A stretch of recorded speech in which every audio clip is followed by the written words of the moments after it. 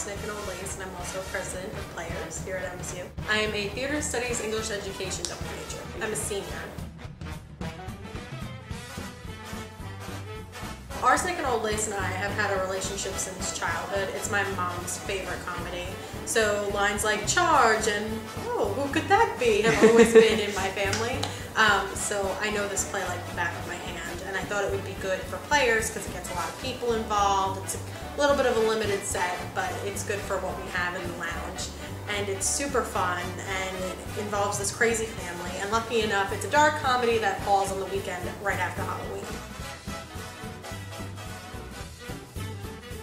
Usually I look for very smart actors that are willing to not only like be on stage and have fun, but really like dive into their characters and kind of think the way I do, which is very like textual. With this show, the characters are very specific. The sisters are very sweet. Jonathan's very scary and he's supposed to look like Frankenstein. So I was looking at people that could take these characters and make them sort of real. And I was lucky enough to find excellent people.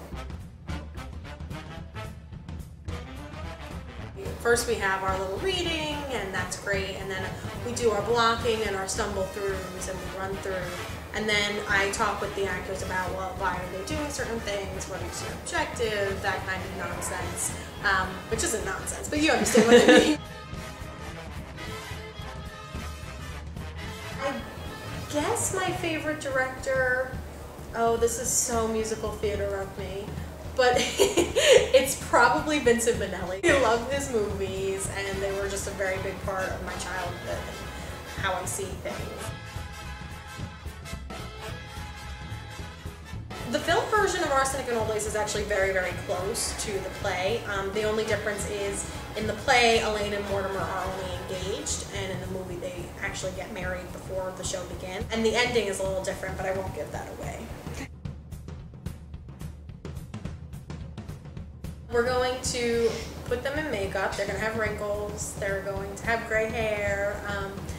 And they're going to have to think about how a 19-year-old college girl walks, but how a 60-year-old would walk, and how we need to change that. I'm not really doing anything with their voices because they have very sweet voices naturally. But yeah, that's how we're going to change them. I guess I identify with Mortimer. I have a very loud, energetic family, and I feel like sometimes I'm in the middle trying to keep up with everybody else. But sometimes I relate to Teddy because I feel like I'm my own little character in my own little world sometimes, and my family just kind of goes with it.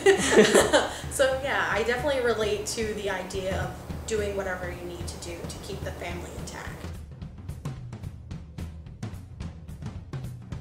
Devin Stipa is my stage manager. Then Jack Naughton, the amazing Jack Naughton, is my set designer. He's also hand in hand with Christine Bennett, my costume designer, but Christine is more the head of that. And Katie Frazier is our dramaturg. I'm very lucky and fortunate to have such wonderful people around me helping me.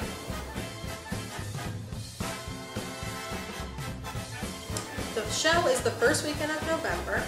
So November 1st through 4th. They're all 8 p.m. shows, except the Saturday also has a 2 p.m.